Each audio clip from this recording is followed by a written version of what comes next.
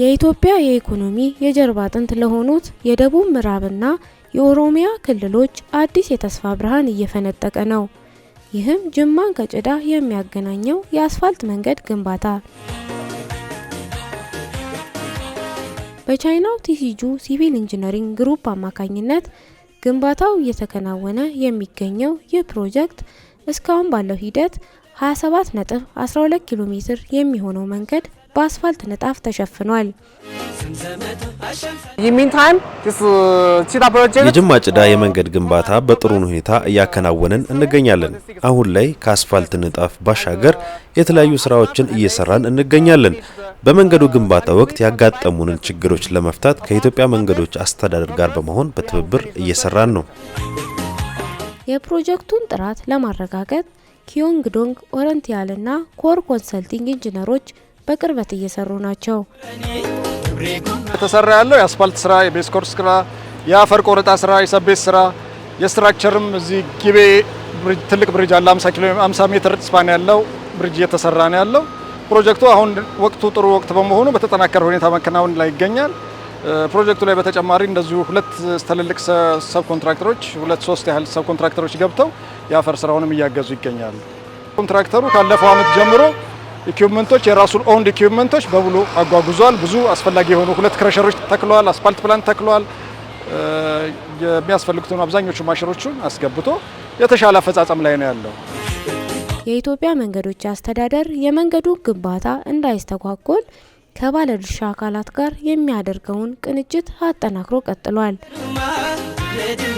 አሁን ወቅት የአስፋልት ስራ የተሰራ ይገኛል። የሰቤዝ ማንጠፍ ስራ፣ የስትራክቸር ስራዎች፣ የብሪጅ እንዲሁም የአፈር ቆረጣና ሙሌት ስራዎች እየተከናወኑ ይገኛሉ።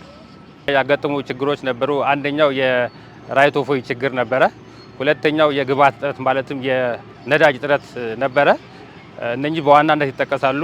በተጨማሪም የተራዘመ የዝናብ ወቅት እንደ ተጽዕኖ የሚፈጠር ሲሆን እነኚህን ችግሮች ለመፍታት ከማህበረሰቡ ጋር እንዲሁም ከአስተዳዳሪዎቹ ጋር በቅርበት በመስራት ውይይቶችን በማድረግ ህብረተሰቡንም በማሳተፍ ውይይቶችን በማድረግ እንግዲህ ያው እዚህ ደረጃ ያደርሰናል ማለት ይቻላል። ለአሽከርካሪዎች ይህ መንገድ የእፎይታ ምንጭ ነው። ቀደም ሲል ይባክን የነበረውን ጊዜና ወጪ በመቀነስ ጉዟቸው ቀልጣፋና አስተማማኝ ያደርገዋል። ያለቀ ነበረ በባለስትራ በምን ጉዳት። አሁን ግን አሪፍ ምንም ነገር መኪናችን ሰላም ነው። ምንም ነገር ምነካ ነገር የለም። አሪፍ ነው። ያው መንገድ በየቦታው መንገድ ይበላሻል። መኪና መንገድ ትልቅ መኪና ከባድ መኪና በሚመጣበት ወቅት መንገድ ዝግ ይዘጋል ነበር። ያው መንገድ ላይ መቆየት ማደር ምናምን አለው። ረጅም ወደዛ ጠጋ ስትል ደግሞ የበለጠ ወደ ጭዳ ምናምን ስትሄድ ትንሽ ወደዛም ሂጄ ነው ሰራ ነበር በቅጥቅጥ። አሁን ላይ በጣም አሪፍ ነው። ያው አሁን በጣም ጥሩ ነው ያለው። ናፍጣም ጎማም የሆነ ባለስትራ ምናምን በጣም ቀርፈዋል። መንገዱ ለቡና ለሰሊጥና ለከሰል ምርቶች ፈጣን የገበያ መተላለፊያ ከመሆኑም በላይ ወደ ኮይሻ የኃይል ማመንጫ ፕሮጀክት ለመጓዝ ከፍተኛ ጥቅም ያለው ነው።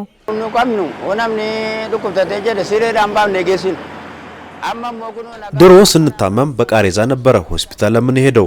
መኪና በሌለበት ሰዓት በእግር ረጅም ጉዞም እንጓዝ ነበረ። አሁን ይህን መንገድ አግኝተን ተስፋችን ለምልሟል። ሲጠናቀቅ ደግሞ የፈለግንበት ቦታ በፈለግንበት ሰዓት እንደርሳለን። በመንገዱ ግንባታም ተደስተናል። ለአካባቢው ነዋሪዎችም ምርታቸውን በአጭር ጊዜ ወደ ማዕከል በማድረስ የገበያ ትስስራቸውንና የኑሮ ደረጃቸውን ያሻሽላል። ያው እንግዲህ ይህ ፕሮጀክት ቀደም እንዳልኩሽ 2 ክልሎችን ከማስተሳሰር አልፎ አካባቢው የካሽ ክሮፕ የቡናና የተለያዩ ምርቶች የሚገኙበት ቦታ ሲሆን እነኚህ ምርቶችን ወደ ማዕከላዊ ገበያ ለማውጣት ትልቅ አስተዋጽኦ ያለው ፕሮጀክት ነው። በተጨማሪም ይህ አካባቢ የድንጋይ ከሰል የሚገኝበት ቦታ ሲሆን ይህንንም ከሰል ወደ ማዕከላዊ ገበያ ለማቅረብ ያገለግላል ማለት ይቻላል።